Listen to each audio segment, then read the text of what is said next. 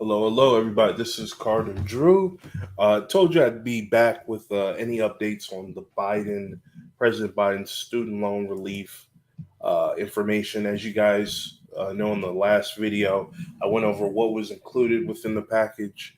I'll do a brief overview of that. But first, let me show you guys exactly how to go ahead and reach uh, the information. Now, first and foremost, be aware that there's supposed to be some applications that are coming out that you're going to need to fill out. Best believe the website's probably going to go down from so many people trying to sign up. So what you want to do is be one of the first people to be able to go ahead and get that application and get it submitted in. So let me show you where to go to get that. Just go to Google, type in White House. All right, White House. There you go, whitehouse.gov. Right here on the very first page, it's plastered everywhere. Studentaid.gov or student loan debt relief or student loan aid. I press this one. Go ahead and click this. Now, the Biden-Harris administration student loan relief plan explained. So this is a bit more of an explainer of how to go about it. But we'll go after. I'm going to show you where to go, and then we'll go over it again, see if they added anything additional. So you just click it here. To be notified when the process is officially opened, sign up at the Department of Education subscription page.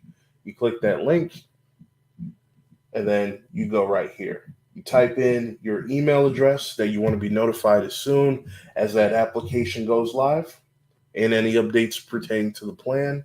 You go ahead and fill it out.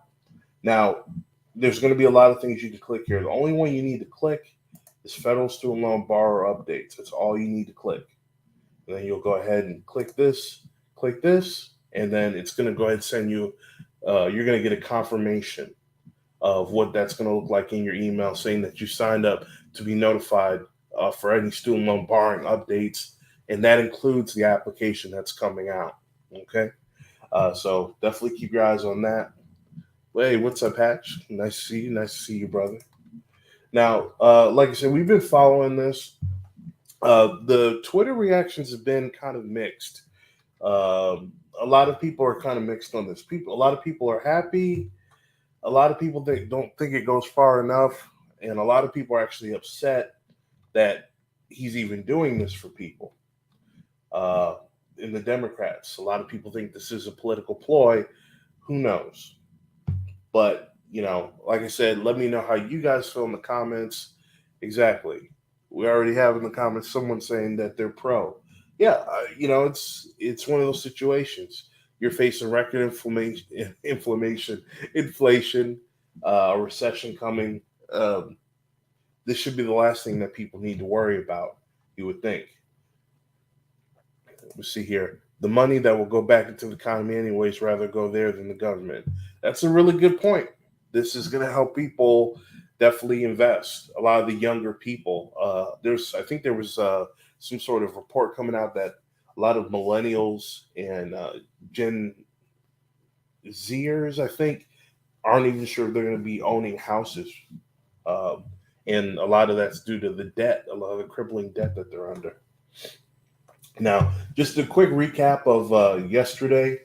From what we have here, it's been indicated that the final extension for student loan repayment pause, um, that's going to be December 31st, 2022. So as of January 2023, January 1st, you will have to resume paying student loans if you have them.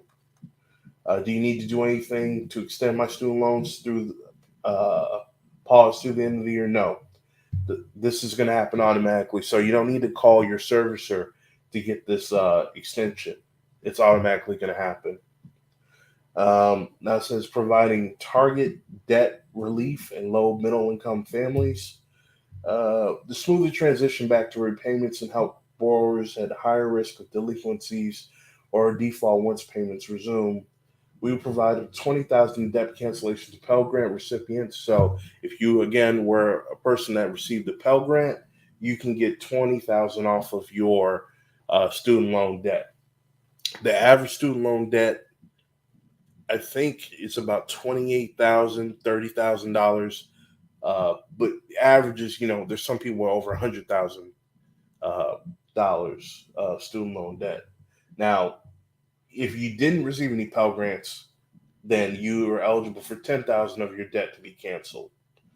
And of course, there's a income eligibility bar. So if you are single, you can't make more than $125,000 to um, be able to be eligible for this. Or if you're married in a household, 250,000 collectively. Now, in addition, borrowers who are employed by nonprofits, military, federal, state, or local governments may be eligible to have all their student loans forgiven through a public service loan forgiveness program. So this was something we didn't get to speak about yesterday. It says this is because of time-limited changes that waive certain eligibility criteria in the PSLF. These temporary changes are expire on October 31st, 2022. So if you, again, are not work for a nonprofit in the military or federal, work for federal, state, tribal, or local government, you may be eligible to have all of your student loans forgiven through the public service loan forgiveness. So that's something that was not mentioned yesterday. Some of the frequently asked questions: how do I know if I'm eligible for debt cancellation? It pretty much just tells you. Uh, what does the up to in 20,000 or up to 10,000 mean? Now that's a good question. Your relief is capped at the amount of your outstanding debt. For example, if you're eligible for 20,000 in debt relief, but you have a balance of 15,000 remaining, you only receive 15,000 in relief. So that should make you guys feel a lot better. Up to just means up to that amount. So if you're just under it, you'll get that amount. You're not going to get any extra. There's no money coming back to you. What do I need to do in order to receive loan forgiveness? Nearly 8 million borrowers may be eligible to receive relief automatically because relevant income data is already available in the U.S. Department of Education. So they pretty much know what your deal is. You would like to be notified by the U.S. Department of Education, please click sign up here. Again, I showed you guys that in the beginning of the video. You can click here as well. And then if you do work for any of those entities, this goes into the public loan forgiveness program. The other thing that they're going to do to make it more manageable, this was new. They require borrowers to pay no more than 5% of their discretionary income monthly on undergraduate loans.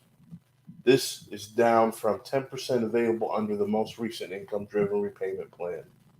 Raise the amount of income that is considered non-discretionary income and therefore is protected from repayment, guaranteeing that no borrower earning under 225% of the federal poverty level, about the annual equivalent of $15 per minimum wage an hour for single borrower, will have to make a monthly payment. That's okay. All right, there you go. Forgive loans after 10 years of payments instead of 20 years for borrowers with loan balances of $12,000 for less. So there you guys go. If you pay your student loans for a minimum of 10 years, you can have your balance forgiven, but they're going to want 10 years of payments. Cover the borrower's unpaid monthly interest so that, unlike other existing income-driven repayments, no borrower loan balance will grow as long as they make their monthly payments. So as long as you make your monthly payments, the interest should stay low. So there's a bit more than what we talked about yesterday in yesterday's video. So just keep that in mind when we got patch. Hey, when people want others to share the same struggle as them, if that were the case, we will all still be Neanderthals. That's a very fair point. What would say you guys? Are you feeling better about this plan now that we've gotten some updates? Are you still thinking, yeah, no, I paid my student loans off. I shouldn't, the taxpayer shouldn't take on this burden. I didn't have student loans, so I shouldn't have to take on this burden. Do you think it's going to make the economy worse than it's already is or that it's already going to get? Or do you think this is a step in the right direction, regardless of any political grandstanding? Do you think this is what should have been done? Do you think it should have been more? Do you think it should have been based off a percentage across the board? Do you think there should be these eligibility requirements. What say you? Let me know. This is Real Talk, Real People, and you have a wonderful and real day.